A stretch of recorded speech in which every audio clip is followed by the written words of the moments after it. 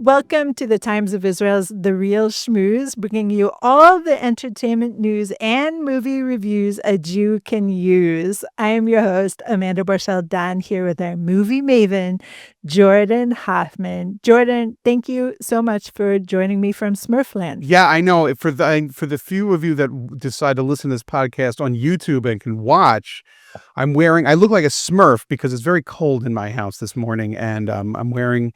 I grabbed the closest hat I could find. I put it on, and it wasn't until 2 seconds ago I said I look like a Smurf. I look ridiculous. By the time this episode airs, a lot of North America is going to face a kind of an unprecedented blizzard in kind of the South.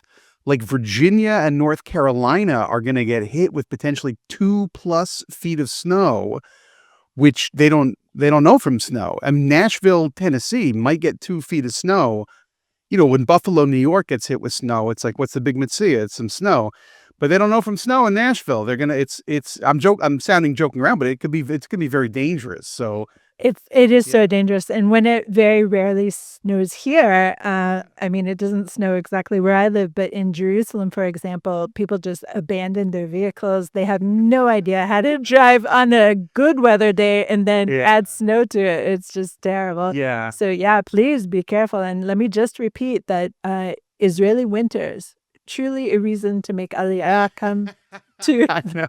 Well, I don't. Jewish homeland. I gotta. I'll tell a funny story. So, as people who listen to this show regularly and who try to connect the dots on what little we reveal about our private lives, know that although I lived in New York for most of my life, New York City, the hard streets, Astoria, New York, home where my reps were AOC and Zoran. Those were my reps in the council and the House and all that stuff.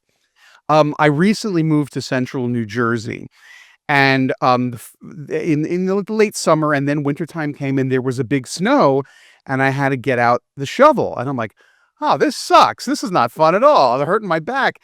And then there was another snow. Cracked out the shovel again and bought salt. I had to buy a big bag of salt and all that. I'm getting salt everywhere, ruining my shoes. And I'm like, that's it. I'm buying a snowblower, right? And I found the snowblower that seemed right for me. It was the right size. It wasn't too expensive. You can get some that are gasoline powered, some that are battery powered. Those are really expensive. And then you could get some you just plug in, and you don't have to buy an extension cord. And those are cheap. I'm like, that's the one for me. I'm getting one with an extension cord. Anyway, so I ordered it. There were 2 more snows. And then finally it came, no more snow. Obviously, having the snowblower meant that it was never going to snow again. I was actually talking to my neighbors and say, hey, look, this is insurance for the whole block that we're not going to have to deal with snow because I finally shelled out for this thing. Well, anyhow, this weekend, as I mentioned, it's going to be very dangerous in the South, places like, do you call Virginia the South? Yeah, I guess it's the South, and Tennessee and whatnot. They got real tourists coming their way. New Jersey's going to get like a foot of snow, which we can handle. That's a lot, don't get me wrong, but we can handle that. I'm so excited I get to use my snowblower. I can't wait. This is a big gift. I'm really, really, really. I might take some pictures of myself with the snowblower. Okay, do it. And we'll put it to our Instagram. Okay, good. My first time blowing. Boy with his gadget. Exactly. It's going to be great. It's going to be great. Well, fantastic. That does sound like not at all fun at all to me, at all. And I repeat, if it rains too much here, I start getting a little grouchy, and my husband always reminds me that Israel needs rain. But I think have the rain, but just have it while I'm sleeping. That's completely agreeable with me. Good deal. Yeah, I think so. But okay, let's be serious slightly for a second. And I'm giving us an update on a story on a film that we covered last week, which is called Holding Liat. And Holding Liat has now spread throughout North America, and it can be viewed in, I think it's 20 cities throughout North America. So that's great news for Holding Liat. And unfortunately, a family member who heard our conversation about the film Holding Liat was offended by our tone. We are a bit of a jocular sort here. And so I at least apologize. I am sorry if it came across as insensitive, and I will remind our listeners that both Jordan and I agreed that this is a capital I important film and should be viewed, and it is shortlisted for the Oscars, right, Jordan? Yes, that's right. In fact, by the time this episode airs, the movie will potentially be one of the 5 nominated films for the Oscars, which, that's going to be, we're recording on the 21st, and on the 22nd, that'll be announced. So, Okay, great. yeah. So we should really have recorded tomorrow, but that's fine, Jordan. Yeah. Next time we'll coordinate a little bit more. And sorry for making a joke immediately after saying that. So that is our style. I'm sorry, listeners. That's just how we roll. Yeah. So, but today, Jordan, I'm really super duper excited to talk about the 2 films that we watched by Jafar Panahi. Panahi? Is that how you say it? I think that's how it's pronounced. Panahi. Yeah, that's how people pronounce it. Yeah. And an Iranian filmmaker, and I think he's my new favorite filmmaker. I just love his style. Yeah. Great. So we'll get into it for sure.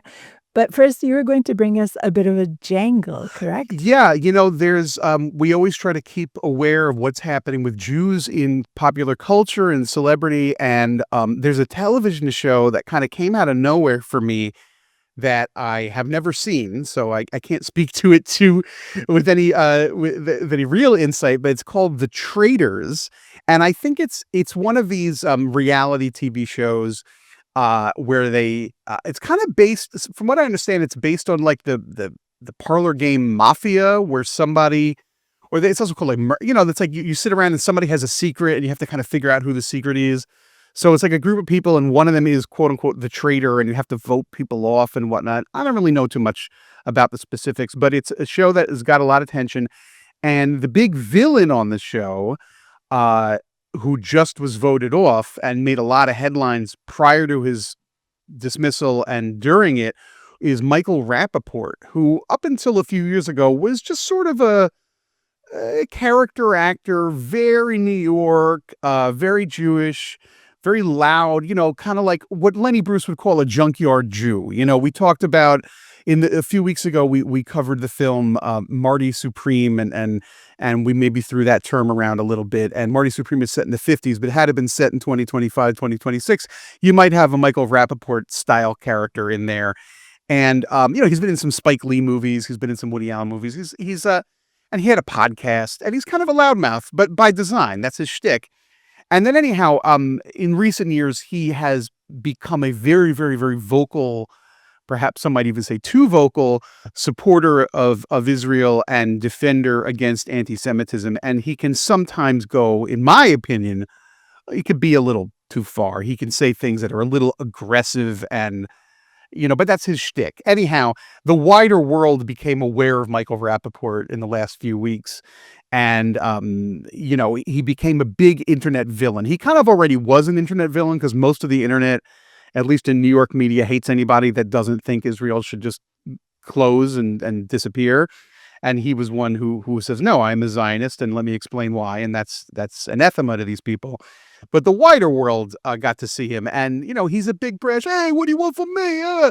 So he's anyhow. So he's very much in the news, and in a way, it's fun because he's a big loudmouth Jew, and I obviously have a fealty to any big loudmouth Jews. But it's also like, I don't know if he's necessarily the best representation when it comes to nuanced discussions of Israel's defense policy and geopolitical things of that nature. He's just kind of a guy you meet at the bar, So anyhow, that's the story with Michael Rapaport. He's in the news this week, and he's a funny actor from time to time. That's my saying on that. Are you familiar with this guy? I mean, I don't know if you've seen it in this space, but who he is for sure. Yeah, because he's come to Israel several times and made videos, and it's like, who is this maniac running around Tel Aviv saying this is the best place to get the hummus, the kanaf, it's like that. So, and let me tell you, Tel Aviv is not the best place for either of those things, but. When you come, I will hook you up, Jordan. Don't worry. Don't worry. It'll happen. I like that. Anyway, okay. So thank you for your 2 cents, or your schneckle, as we say here, 2 shekels, schneckle on Michael Rapaport. So we're going to go to a short break, and then we're going to discuss 2 films, one after the other, potentially, by Jafar Panahi. 3 million Israelis are dealing with trauma since October 7th. To help Israelis heal, Hadassah is there, with the largest rehabilitation center in Jerusalem, world-renowned medical centers, and youth villages. It's said, saving a life saves the world. Imagine helping millions. This is Hadassah, a life-changing force in Israel and the world.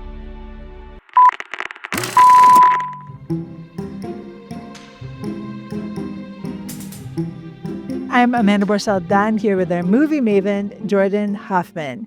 So, Jordan, I saw it was just an accident first with my husband, and that is also potentially shortlisted for the Oscars for Best Foreign Film. Is that right? That is the belief. I mean, it may or may not get nominated. There is also the potential for, they don't do a shortlist for this, but he may be nominated for Best Director. Or Best Screenplay or something, maybe even because they allowed 10 films a Best Picture nomination. It's possible. We'll know by the time this airs. There have been foreign language films in recent years that have been nominated for Best Picture. And it won at the Cannes Film Festival in 2025, in May of last year, his first win. And Panahi's got a very interesting story. I'd love to give you and the listeners a quick background on who this guy is and why he's important and why he's getting all of this awards attention. I think most of it is because the film is, I think, very good. And I think you do too, and based on what you told me earlier. But also he has had an incredible story that really dovetails with all that's happening in Iran right now. I mean, I've mentioned that we're recording this a few days before the listeners hear it, and God only knows what's going to happen in Iran. Every day is a new day. The demonstrations, the government pushback, then the president, Trump says something, Europe says something. So it's very, the volatile situation in Iran, and potentially good. I mean, well, the fact that people are getting shot in the street, bad. That's not even potential. That's just bad. But in the long run, potentially change in Iran that could be very good. So who is Jafar Panahi? Jafar Panahi is now, with the death of a fellow by the name of Abbas Kiarostami, pretty much the leading light in Iranian cinema. And Iranians really are like a movie mad culture, as evidenced in the second film we're going to talk about, Taxi. They talk a lot about movies in that. And he began his career as an assistant to this fellow named Abbas Kiarostami, who passed away about 10 years ago. And Kiarostami, sort of like, if you want to start with modern Persian cinema, you go to Abbas Kiarostami. In 1997, he won the top prize at Cannes for a film called The Taste of Cherry, which is a movie about a guy in his car driving around trying to find someone to help bury him after he commits suicide, which is a dark but also a little bit comic situation. Like, oh, it's kind of funny. He's just like, I need somebody to help me. And then everybody's like, no, hell no, I'm not doing that. And that sort of tone is what you'll find in a lot of Iranian films. And also practically a lot of Iranian movies are set in cars. It's almost like a stereotype, but there is a very specific reason why a lot of Iranian movies are set in cars, especially back in the 90s and early 2000s, which is there was, and of course still is, great censorship in Iran. And a way to get around the censorship is to put people in a car, because there's censorship about shooting a film outside, and there's censorship about the way men and women can be in a room together. And when you're in a car, you're sort of in a transient state. You're neither here nor there. And so good pun. So there are a lot of Iranian movies that are set in cars, and that's the real reason. I mean, since then, artists have found ways to make that make sense for their stories, and to work within that structure. But it's kind of funny how many Iranian movies are set in cars. Another one So Kiarostami made a lot of films set in cars. Another one is called 10, which is sort of like Taxi, which we'll talk about later. It's almost like a remake of 10. And 10 is just 10 stories of a woman driving around and people in her car, and she's having conversations with them.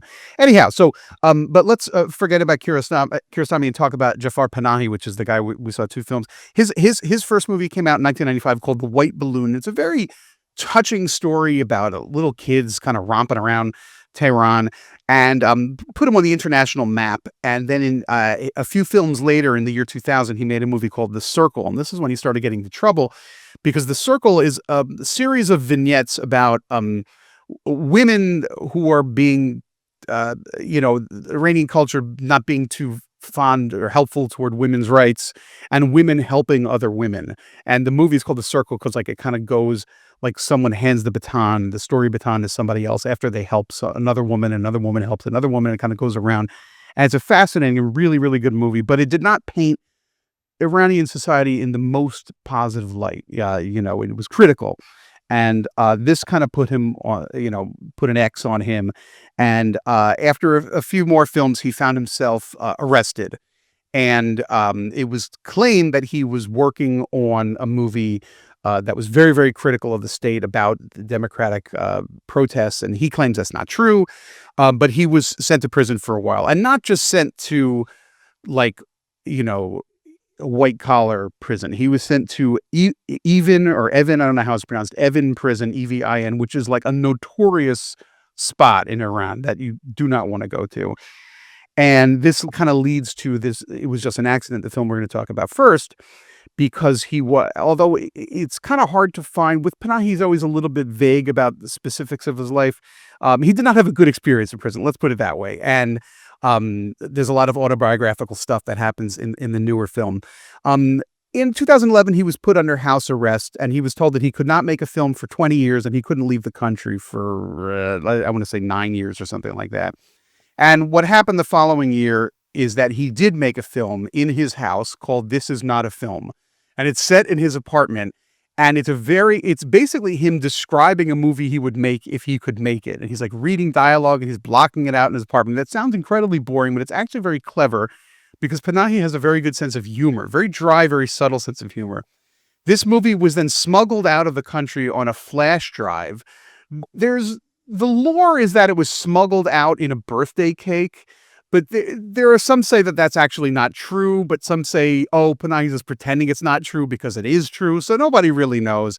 But either way, it was smuggled out of Iran in time to get to the Cannes Film Festival in 2011 as a surprise. Like, the festival was just about to start. They had the program already. And they're like, well, guess what? We have a new film from Panahi. Isn't he outlawed from making movies for 20 years? Yes, his new film was called This Is Not a Film. So that's very clever. And this started a spate of 5 movies that he made when he wasn't supposed to make movies. Another one of which, I think my favorite of the 5 is called Taxi, which was the third of the 5, which he just sticks a camera in his car and pretends to be a taxi driver and drives around Tehran. Now, we'll get to a little bit how much of it is staged, how much of it is real. Nobody knows, because there are no credits in the film. Nobody even knows who these people are, except for that one woman at the end who was a known human rights advocate. I forget her name, but I should have written that down. So anyhow, that was Taxi. But after that, though, more recent, then he did do another few weeks in prison because some other artists were arrested, and he went and protested. And he said, guess what? You can join your friends in prison. So he was sent back to prison for a little while. And the guy, if you see video of him, he's not like a prisoner. He's like a big teddy bear. Like, you think like a heavy duty prison. Oh my God. The guy's like your uncle. He's just like a sweet, I mean, I don't really know what he's like on the inside. I've never met the guy, but his demeanor is that of kind of a cuddly dude. And it's like, oh my God, he's going to this harsh prison. But his most recent film, which brings us to the discussion now, was one that was not shot under restriction. The how it was made is a long and involved story, and it is being presented to the Oscars as a French film, I believe. I should have looked this up, Amanda. I'm schmoozing too hard. I didn't. It's being presented as a not Iranian film at the Oscars. It's the official national film from, I want to say, France, And I am correct. It is from France. Okay, so there's French money behind it, and it's a real movie. I mean, it's shot like with exteriors and setups and camera. It's not just an iPhone stashed in a car like Taxi is. It's got a budget and music and all that stuff, and it is a remarkable story about someone who was a political dissident and he's now moving on with his life, and he works like in a garage or something like this, and he hears someone that he's pretty sure is his interrogator, which means torturer, who did horrible shit to him in prison, and he has to figure out, what do I do? This is the man that ruined my life. I can barely walk now because I have back injuries. He's a monster. I'm pretty sure that's him, but I'm 100% sure that's where the movie starts. So you watched this a few days ago, and you watched it with your husband. And I did warn you at first. I sent you a little note. I said, Amanda, Iranian cinema can sometimes be a little experiential. There's not a lot of dialogue at first. You may be at first saying, why am I just watching a guy in a car? Why is, what's happening here? You're going to be a little slow. Maybe have a cup of coffee beforehand, but once you get into it, you get into it. That was my way of telling you to, you got to be, it's not just action packed.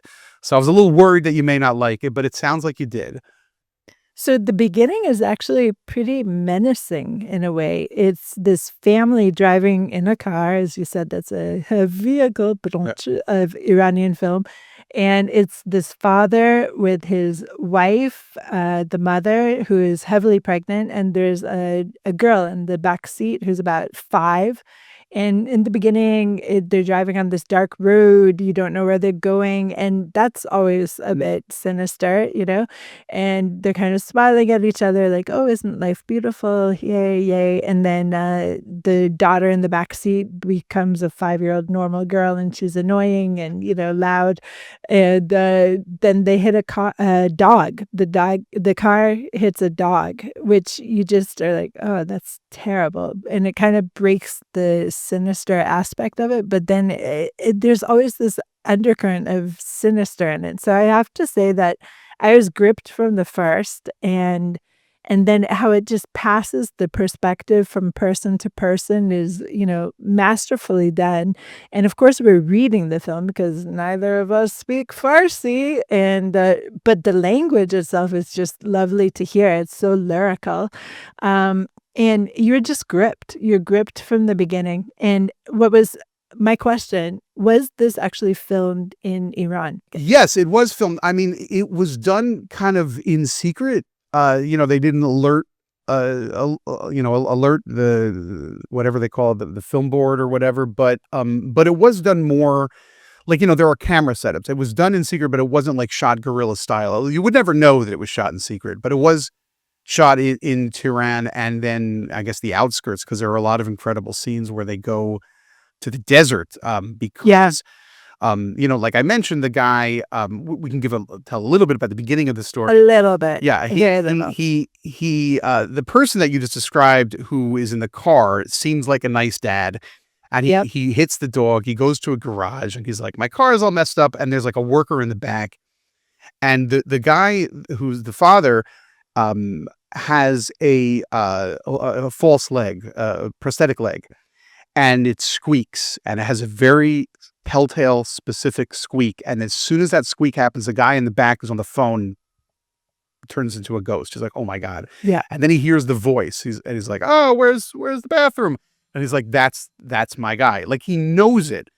And the whole movie is like, how do you prove something when someone says they aren't somebody? And I was just like, you kind of know.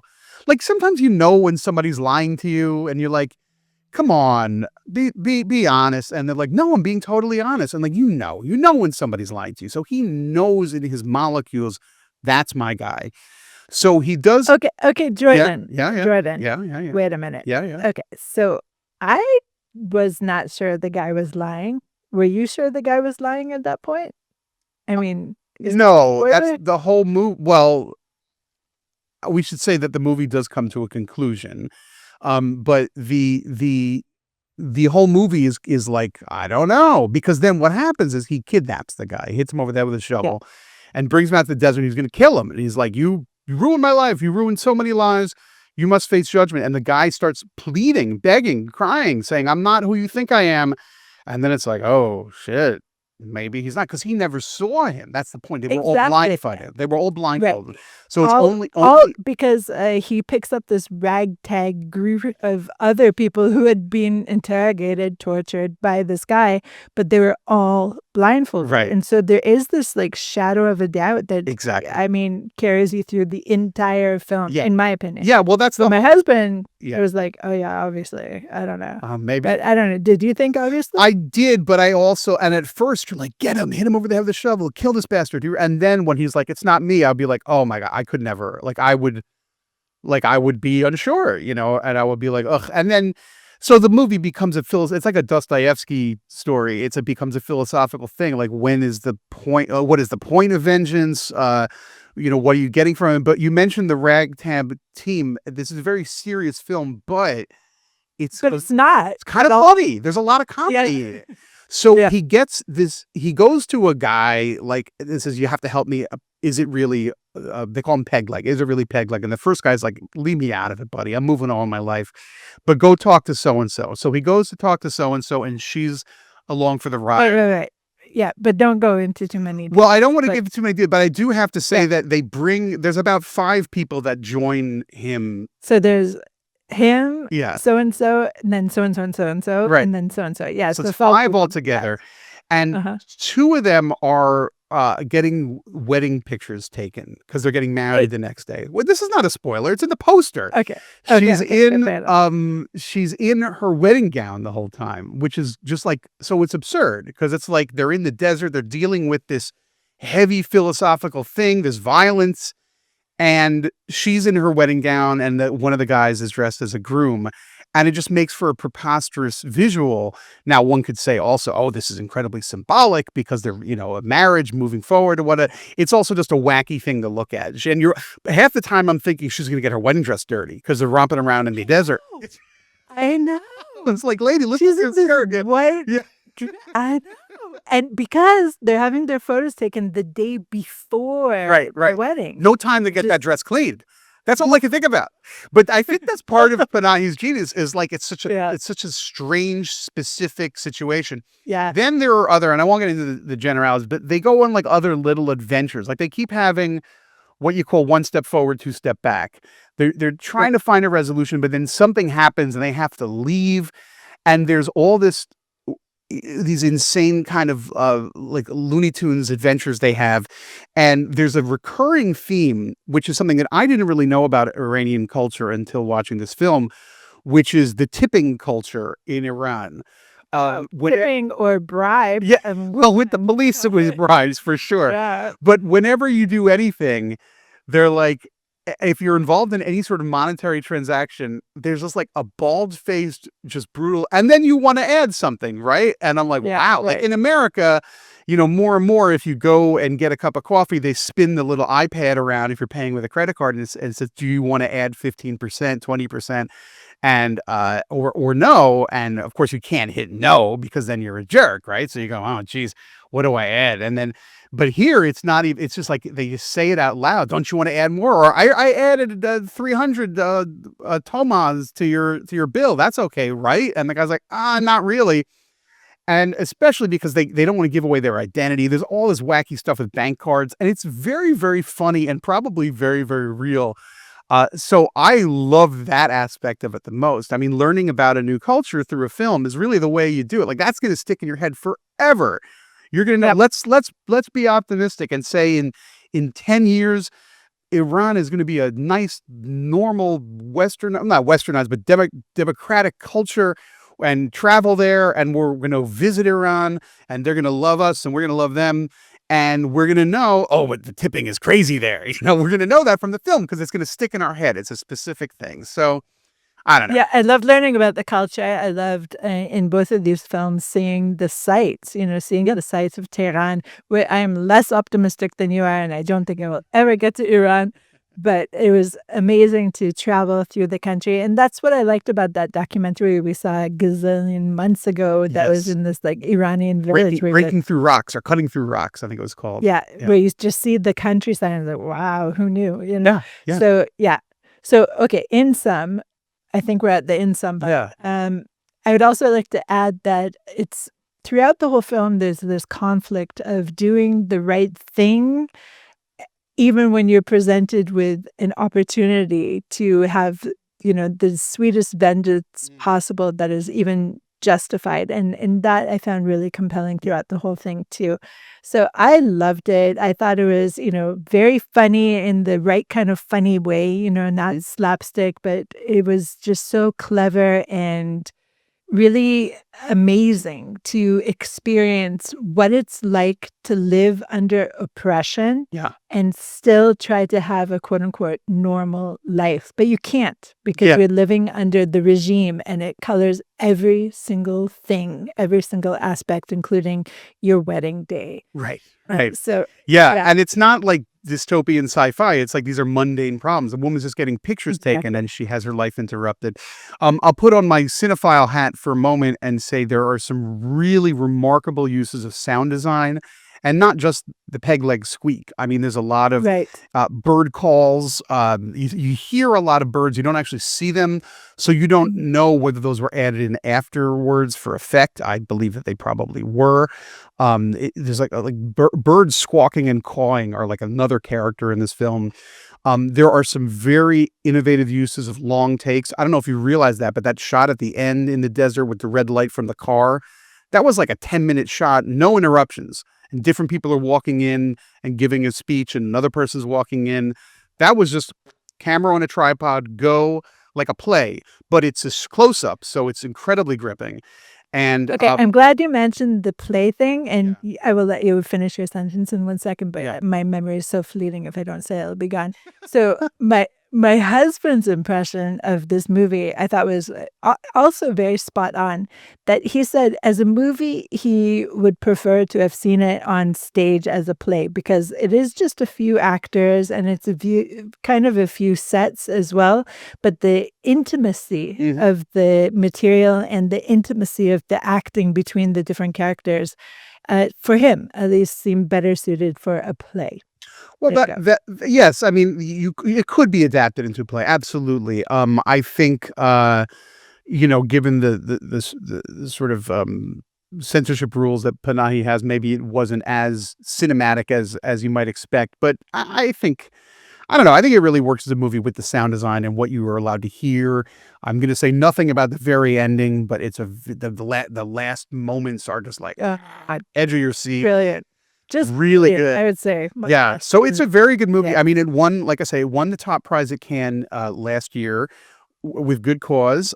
It is a potential for some Oscars. You never know. By the time this airs, it could be like, there's always one movie that like should have gotten, like, I got snubbed, man. They snubbed the Iranian movie. I think because of what's happening in Iran right now politically, that could help, but also hurt because people are very confused. Right now, there is. I'll get into trouble again and say that there seems to be a vibe right now amongst many on the confused ultra left that to support democratic movements in Iran, which Panahi represents, is bad because the current Iranian regime has been supporting our friends Hamas and Hezbollah, and therefore they are good because Hamas and Hezbollah are righteous freedom fighters, according to so many of my colleagues in New York media. So there's a lot of confusion, and there's a lot of, the enemy of my enemy is my friend, or the friend of my friend is my enemy, and all this crap. I personally say, talk about the movie first. Did you like the movie? Is it good? Yes, they're nominated for something. Second of all, what the hell's wrong with you if you think that the current regime in Iran, which forces women to wear hijabs, whether if a woman wants to wear a hijab, God bless. If a woman does not want to wear a hijab, she goes to jail. How are you? Though, I have to say, when I was in England, I fully understood the allure of the hijab. Oh, yeah, sure. It was so freaking cold. You just put it over your head, cover your ears, cover your face. Amazing. Well, they can look very Anyway. stylish. Christiane Amanpour looks lovely in a hijab. Whenever, she's for 30 years, she's been running around the Middle East in a hijab, and she looks fantastic. And people of the Islamic faith who choose to observe the Islamic faith and choose to wear a hijab have my blessing. The women who are forced at gunpoint to wear it by monsters in the regime can go screw. Anyway, But so those who are forced to wear Smurf hats on cold days, also so much empathy. I'm actually getting a little hot. I'm going to take off my hat. For those watching, you can see my new haircut here. All right, good. Oh, nice. Okay, which one did you cut? Anyway, so Jordan, okay, so we're saying bottom line. I think we're going to move on to the next movie. Bottom line, full-throated, not bad. Yes. Loved it. Really go see it. I think it was fantastic. And prize schmize, like it gets the Oscar. Yeah, Great. it is a not bad for me too, which, as you know, is our highest compliment. Not bad. It is still playing in North America at some of your finer. It may not be playing at the multiplex next door, but if you live in a major city, if you live near a college town, it may be playing, in the where the elites are, where people are not afraid to watch a movie with subtitles. But more and more, because I live out here, as I've mentioned 100,000 times in Central New Jersey, and there is a multiplex near me, which is very mainstream. And right now there's a Korean movie playing, an art house Korean movie. So these things do move around. So just because we're talking about it and we're saying, oh, it's in Farsi, don't think it's not coming to you. It might be coming to you too. Fantastic. Okay, let's go to a short break. What if prayer doesn't work? This question strikes us as a distinctly modern one, an outgrowth of the slow disenchantment of the world. But in truth, the question is an old one, and one given space to breathe here. Welcome to Thoughts and Prayers. I'm your host, Jessica Fisher. Join me on a deep exploration of the relationship between religion and modernity through personal stories, classical texts, and conversations with leading rabbis, scholars, and educators. You're almost not supposed to be doing this interview. Our prayers accumulate on God's doorstep, piled outside like an unimaginably tall stack of letters. We cannot give up on the relationship because God doesn't come to the door as quickly as we may like. So let's keep knocking. Perhaps the gates of compassion will be opened. Join us every week on Thoughts and Prayers, wherever you get your podcasts.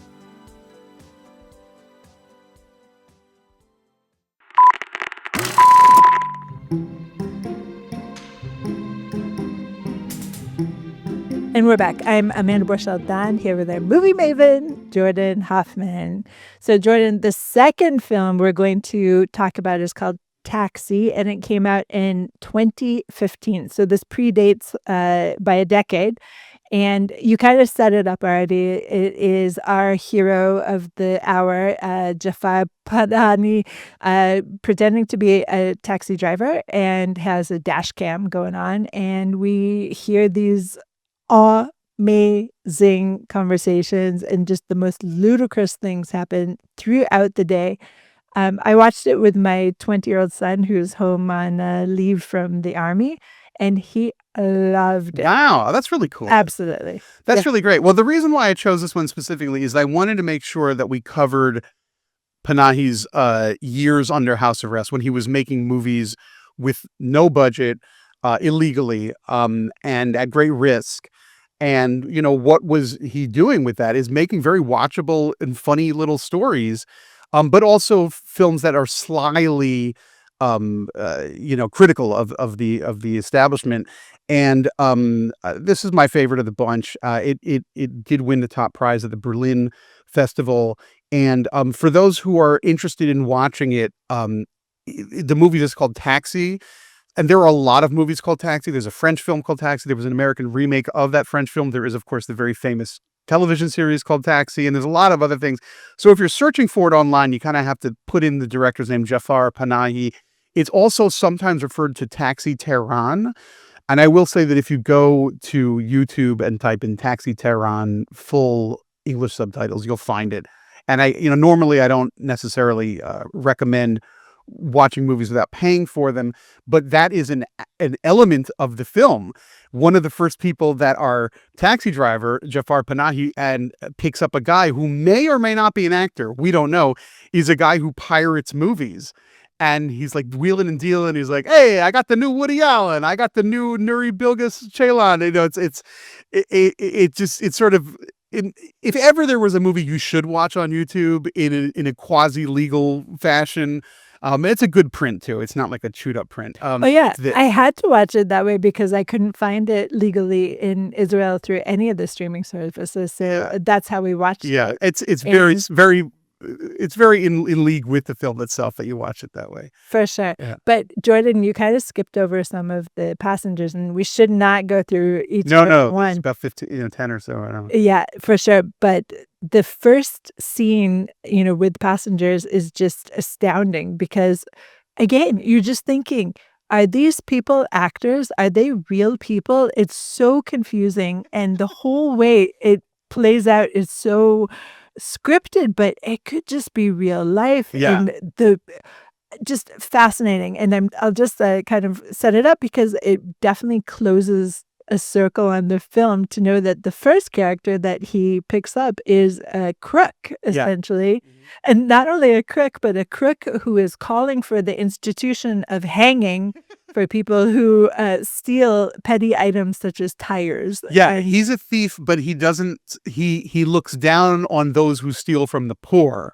So his cousin had his tires stolen and he thinks those people should be hung. And there's a woman in the back seat minding her own business. She's like, what's the matter with you? Stealing from the poor? Somebody should be hung because they stole tires? And it's like, hanged. Yeah. Hanged, Jordan, let me be your editor. Oh, I'm sorry. Hanged. People should be hanged just for stealing tires. You're outrageous. And he's like, no, it'll send a good message. And she's like, what message? She's like, it's like, they just start bickering at each other. And it's a lot like real life. It's very funny. Now, there are little clues. There are, it's not just like a security camera footage. There are edits. There are cuts to people in the car whip out their phones for a minute to take a shot of something. And then the perspective of the film shifts to that phone. Yep. Sometimes we go into the back seat, which leads me to believe, okay, that was definitely staged because they had to do another camera setup.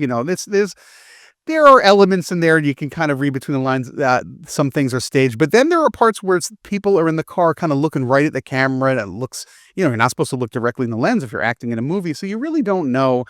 And there are no credits of the film because, and this is a little bit of a punchline, part of the film is there's a niece. He picks up his niece in the car and she's adorable. I don't know how old she was, maybe 11 or so. And she's in a film class. So she starts talking about censorship in filmmaking, which is a very clever way for Panahi to kind of tell the audience what he has to deal with. And she's like going, well, the teacher says we can't do this. The teacher says we can't do that. And of course, everything that the teacher said is something that happened already in the film or is about to happen. So he's broken all the rules. It's very clever. And then incidentally, when the film won at Berlin, she was the one who accepted on his behalf. Because he couldn't travel. He couldn't travel there. Yeah. So, she's so feisty. You just see her and you're like, okay, Iran will be okay if people like this grow up and become leaders. Yeah, and she gets out her notebook. And again, the movie was made in 2015, so it's a little bit dated. She gets out her notebook and there's like the Angry Birds are on it. Yeah, totally. So it's like that. Mm-hmm. So clearly that is a smuggled in item. Because I doubt, well, I shouldn't say clearly, I don't know, but I strongly doubt a Western American, well, Angry Birds might actually be Japanese, but you see the point I'm making. It's a very Americanized thing she has, might as well be SpongeBob or something. But kids are kids. They like the cartoons that get around somehow. And it's just a great, like you say, an indicator of just little pockets of the culture. That's just so cool. I have to say, Jordan, I love every single different passenger or different scene, and every single one was just fantastic. It was so trimmed to the bone, really no excess fat, really beautifully done. And you see Tehran, which for me is, astounding. Yeah, it's a great travel to see. I mean, you're in a car and you get to look out the window a little bit, and it just looks like it looks like a city near the, I mean, it doesn't look like Boston. It doesn't look like Tel Aviv, but it looks like a normal modern city, for sure. It really does. And my son, who unfortunately has been often serving in Palestinian villages and in cities during this war, and he said it doesn't look Arab at all. And I'm like, well, they're not Arab. They're Persian or Kurdish or all sorts of different things. And for him, I think it was very horizon expanding just to see this other kind of Muslim too. That's great. That's terrific. I mean, that is kind of what this whole current uprising in Iran is all about, is that they're not Arab. And that's what a lot of people on the, the online ill-informed left don't realize, that there is a difference. And yeah, it's pretty interesting, and yeah, maybe all positive stuff. Yeah, I mean, like, eavesdropping on this stuff is just like endlessly fascinating to like eavesdrop on people, and that's kind of what the movie is. But I will say, the reason we don't know the names of anybody in the film except for the woman at the end, because she was a known figure. Like, if you follow Iranian human rights, her name, you'll be like, oh, that's Jane Doe. I know her. She's very famous. The flower lady. The flower lady, yeah. And the reason you don't know any of the other names is because the girl in the film talks about how if you commit these crimes, your movies will not get an export visa. They will be undistributable. And she uses that phrase, you are undistributable. And then at the end of the film, it says, credits are only applied when movies are deemed distributable by the Iranian censorship board. This film is undistributable. It is to my great sadness that there are no credits. End. And then you never know anybody's name. So you never know if they're an actor or what. And still to this day, you can hunt around on the internet. Who was that guy? Nobody knows. It's really, really cool. So that's, I'm really glad that we were able to see kind of both sides of his movies. I mean, the new one is more traditional, and his sort of underground guerrilla films. There are people, I have a friend of mine, a critic, and she's like, yeah, Panahi's movies are fine. I liked It Was Just an Accident. It was good, but I really love the ones he made under great restriction. Those illegal movies are his true masterpieces. And I like them both, but I'm glad it's a nice balance to do the two. For sure. And you could see the connection between the two of them. And even the idea, I don't want to spoil too much, but we have Panahi, and he's just this smiling, as you said, teddy bear. And he is in the frame a lot in Taxi for most of the film, and he's just smiling, and they could be talking about the worst things possible. And he's just kind of grinning along at the same time. And at one point he says, I think I heard my interrogator. He basically, he pitches It Was Just an Accident in Taxi. He's like, yeah. They're driving, and he's like, well, it's almost like, what was that? And she's like, what's the matter? And he's like, oh, I thought I heard, because there's voices outside because they're driving through the city streets. And he basically, now we don't know because he's very sly, was that a true moment where he came up with the idea, or was it something he said, oh, I'm going to say this because it's an interesting thing to say? Was it pre-written? Did he know that someday he was going to make I Was Just an Accident? We'll never know. But he basically he just pitches the idea of the future film that he made a decade later, which won at the Cannes Film Festival, which is pretty much heralded as a masterpiece. And it's, watching it now in hindsight, you go, oh my God, I know what that's about. It's a striking moment. It really is. Yeah, so we liked it so much that as I said, I watched it with my son, and then my husband came downstairs, and my son was like, hey, you got to watch this. And so we sat through the first 20 minutes all over again, and just right from the beginning, we loved it. So definitely, again, not bad. Yeah, it's not bad. All. Yeah. Well, he is a fairly prolific filmmaker. And you can there's like 8 or 9 more that he's made that maybe you'll want to catch. And his mentor, Abbas Kiarostami, who's a little bit more somber, a little more lyrical, but his movies are very good also. I should point out that there is another sort of leading light in mainstream, current Iranian cinema, a fellow by the name of Asghar Farhadi. And he actually has won the Academy Award twice. The first time, which is rare in general, that a foreign language filmmaker should win more than once, and super rare when he's from Iran, because it's the only 2 Iranian films that have been nominated. One was a great movie called A Separation, which came out in 2012. It was a bit of a substantial hit. It was about a couple trying to get a divorce. It's a little bit more of like his films are more traditional. Farhadi's films are more conservative. I don't want to say conservative, but mainstream. So it's more like almost like a soap opera. And then he made another film called The Salesman about a group of people putting on an adaptation of Death of the Salesman in Iran. But he also made a movie called About Ellie in 2009, which is so good. It's a thriller about a group of friends that go to the Black Sea. They get a cabin. They get a lake house. They get a lake house, and there's an accident. And it's so tense. You watch this one biting your fingernails off. It's one of my favorite movies. It's dissimilar from the Kiarostami Panahi vibe of like free floating, driving in a car, yapping, philosophizing. He's more traditional, more standard Hollywood Farhadi, but very, very good movies. And I recommend the three I just mentioned. Separation was a big international hit at the time. But About Ellie especially. Oh my God, that movie's so good. So, there's a lot going on in Iranian cinema, and I'm glad we covered it today. I mean, we cover about films that are traditionally, what's the Jangle, what's the Jewish angle? There's no specific Jewish angle about Iranian cinema, except for the fact that the Iranian government wants to blow up Israel, which is not good, but the Iranian people, I mean, maybe some of them want to blow up Israel. Who knows? There's a lot of people there, but a lot of them don't. A lot of them don't even give a crap about. They're worried about their own lives. They don't have time to worry about blowing up anything. So that is our take. That's my take anyhow. It's my position. And I will give a challenge to our listeners who actually go and watch Taxi. At one point, an Israeli term is mentioned. So there is your challenge. Yes. And Jordan, you can find it too. So they do mention Woody Allen. More than once. No, they mention Woody Allen. Israel. Oh, okay. I'm just saying there is Jewish representation in Taxi. They talk when the movie hustler, the guy who's slinging illegal DVDs, they have a little conversation about Woody Allen. I forgot exactly what they said, but it was a positive notation. Jordan, did we decide what we're watching next week? Yes. Next week is going to coincide with Holocaust Remembrance Day, and there is a new documentary coming to HBO and HBO Max, which means that many of our listeners will be able to watch it. And that documentary, which we have not watched yet, is called 33 Photos from the Ghetto.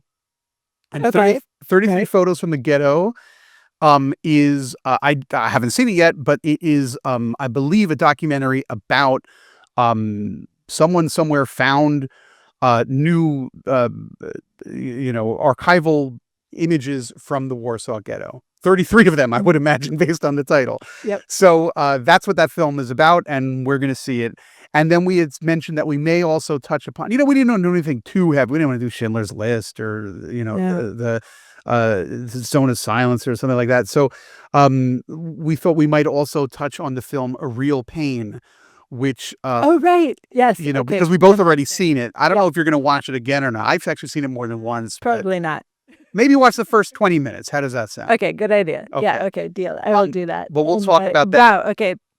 It'll be fun. Yeah. Really. I mean, a fun Holocaust episode. So these are the phrases that get us emails. These are the things. We're going to do our best. I mean, listen, like you said, we could again, maybe one day we will watch Schindler's List again. I've written about Schindler's List 4 times of Israel. I've seen it 5 times. I do think it is an absolute masterpiece, but maybe this year we'll watch this new thing because it's coming out. HBO Max is timing it for Holocaust Remembrance Day. That's why they're releasing it next week. And A Real Pain, which, is a comedy, but it's about the Holocaust. So it's right. Okay. Not a comedy, that but sounds lighthearted. Sounds about right. Yeah. Okay. That's a good speed. All right, Jordan, thank you so much. I always enjoy speaking with you. Mamash, it is one of the highlights of my week. Oh, that's so sweet. That's so nice. That's so nice. I'm going to get ready for the big snow that's coming in a couple of days. I'm going to get ready to battle that down. Thank you to all the listeners and to the people who write in. We'll see you next week. Great. Thank you so much for listening to the Reel Schmooze. This was produced by Ari Schlacht. If you have any questions or comments about this or any other of our podcasts, please send us an email to podcast@timesofisrael.com. Until next week, shalom.